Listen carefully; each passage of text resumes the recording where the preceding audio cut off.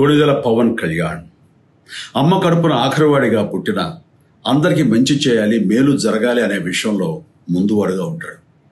తన గురించి కంటే జనం గురించి ఎక్కువగా ఆలోచించే మనస్తత్వం నా తమ్ముడు కళ్యాణ్ బాబుది. ఎవరైనా అధికారంలోకి వచ్చాక ప్రజలకు ఏదైనా చేయాలనుకుంటారు. కానీ కళ్యాణ్ తన సొంత సంపాదనని కౌలు రైతులు కన్నీళ్లు తుడిచేందుకు ఖర్చు పెట్టడం, సరిహద్దు దగ్గర ప్రాణాలొడ్డి పోరాడే జవాన్ కోసం పెద్ద మొత్తం అందివ్వటం, అలాగే మత్స్యకారులు ఇంకా ఎందరికో తాను చేసిన సహాయం చూస్తుంటే ఇలాంటి నాయకుడు కదా జనాలకు కావాల్సింది అనిపిస్తుంది. ఒక రకంగా చెప్పాలంటే సినిమాలోకి తను బలవంతంగా వచ్చాడు, రాజకీయాల్లో మాత్రం ఇష్టంతోనే వచ్చాడు.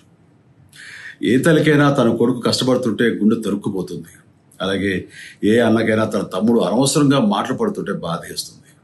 అలా బాధపడుతున్న నా తల్లికి ఈ అన్నయ్యగా ఒక మాట చెప్పాను. నీ కొడుకు ఎంతో మంది తల్లుల కోసం, వాళ్ళ బిడ్డల భవిష్యత్తు కోసం చేసే యుద్ధం అమ్మా ఇది. మన బాధ కంటే అది ఎంతో గొప్పది అన్నాను. అన్యాయాన్ని ఎదిరించకుండా మౌనంగా ఉండే మంచివాళ్ల వల్లనే ప్రజాస్వామ్యం మరింత నష్టం అని నమ్మి జనం కోసం జన సైనికుడు అయ్యాడు.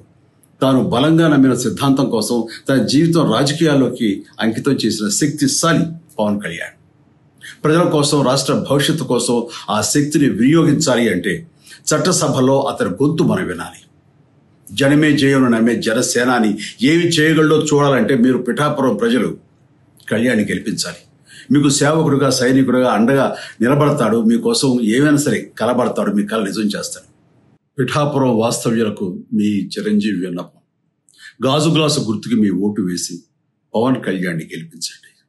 జై హింద్.